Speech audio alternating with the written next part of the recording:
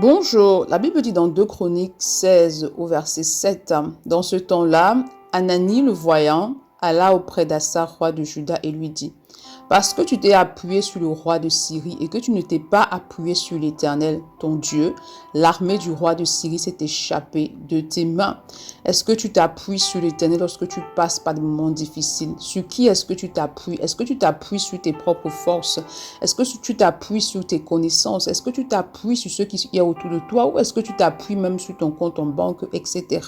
Est-ce que tu t'appuies sur ta propre intelligence? Tu ne dois pas t'appuyer sur toutes ces choses-là, mais tu dois t'appuyer sur l'Éternel des armées. Tu dois t'appuyer sur Christ qui est le fondement qui ne peut pas s'ébranler en fait.